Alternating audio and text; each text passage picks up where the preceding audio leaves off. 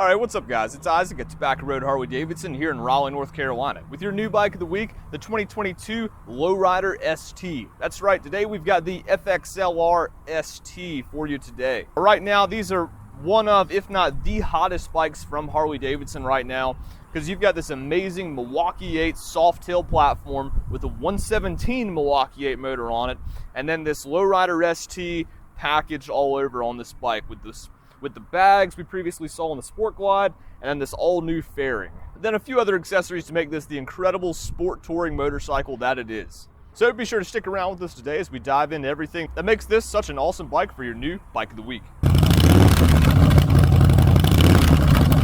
So why is the Lowrider ST one of the hottest bikes from Harley-Davidson right now? Well, primarily that's because this bike has one of the strongest powertrains from Harley-Davidson, very unique clamshell bags, and then of course this fairing. All of this is set up to make this bike just an incredible handling machine.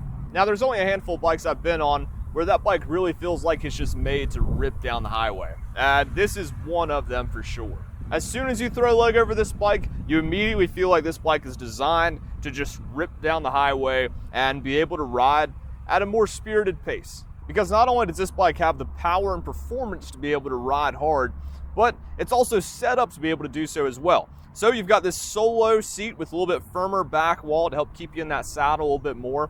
You've got the mid controls to help bring your feet underneath you a little bit more. That way you can really move this bike underneath you a whole lot better. Then up at the front, you've got these bars that are set up to give you just enough pullback to be able to stay in that nice upright riding position. So with those 3 points of contact on this bike, from the hand controls to the foot controls and the seat, you might find this bike to be one of the easiest bikes to go throw around. And then of course you have that ever popular fairing right up there on the front. So that way when you are really getting into some higher speeds, this bike's gonna cut into the wind a whole lot better. So it's definitely gonna reduce a lot of fatigue that you might feel on some of those longer spirited rides. Now you might remember our previous video on the 2022 Lowrider S. And so if you want to see all the specs that make that bike so great and what it is, then be sure to check out that video that we already did. But just to save you some time, we'll go ahead and show you some of the differences between those two models. So what's going to really set the ST apart are of course going to be these clamshell saddlebags that you saw previously on the Sport Glide. This bike has cruise control, a different gauge setup, very similar gauge setup that you've seen previously on the Street Bobs and the Softail Standards,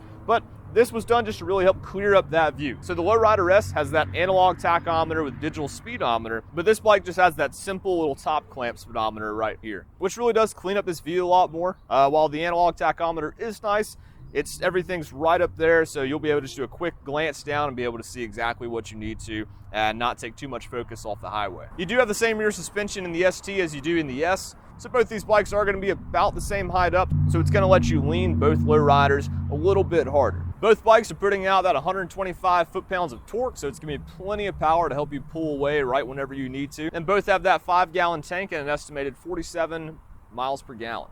So far as weight goes, with the Lowrider S, you go from that 679 pounds to a 721 pounds. So not a terrible difference in weight. Now, of course, what's going to really set those two bikes apart is going to be this frame-mounted fairing up on the front.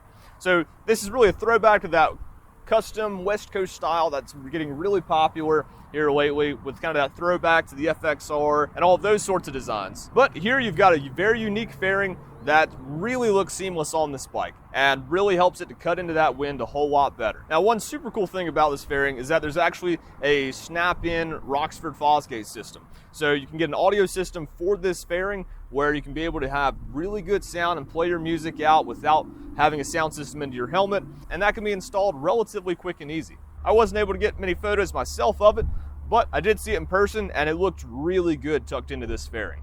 And for 2022, both the Lowrider S and the ST are offered in this gunship gray you see here, as well as the vivid black. But we figured we'd show off the gunship gray one here, just because it's a little bit different color than people might have seen before. Now, on both those bikes, you're gonna see those bronze accents all over on the cast rims, and a few little medallions here and there, giving that throwback to the Lowrider's legacy.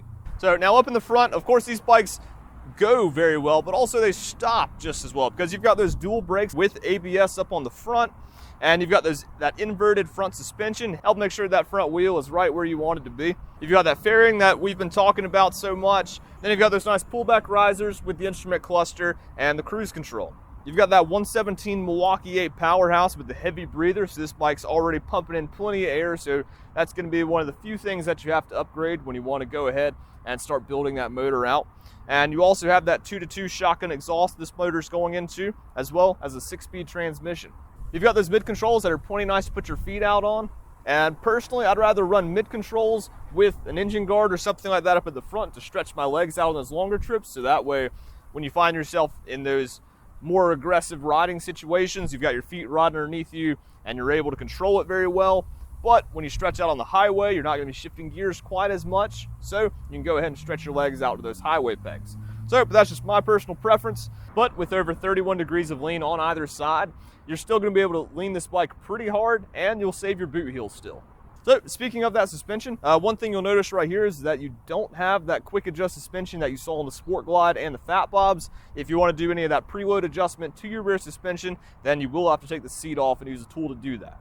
But that just helps leave the show side of the bike a little bit more cleaned up. Then in the rear, you do have those bags that we saw previously on the Sport Glide, and these bags are the nice clamshell bags. They're hard and locking, great features there.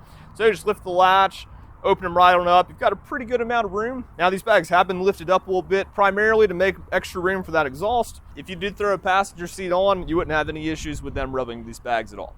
So lastly, coming on back, you do have that brake light in the rear with those turn signals on either side and the license plate bracket right above that. So there's really not a whole lot of words you can say about this bike other than it parties hard. This bike is just a gorgeously styled, aggressive looking machine that once you throw a leg over, you just have to go ride it. So this bike is just set up beautifully and ready to be ridden. There's really not a whole lot more customization that you have to do to make this bike ready to just rip wherever you want, but there's always more features you can add on to really fine tune this machine. These bikes are really hard to get right now. Actually, currently we have a black and a gray one in stock here at Tobacco Road Harley-Davidson. So if a Lowrider ST is something you're interested in, then I would definitely try to stop by or give us a call to go ahead and snatch one of these before they go.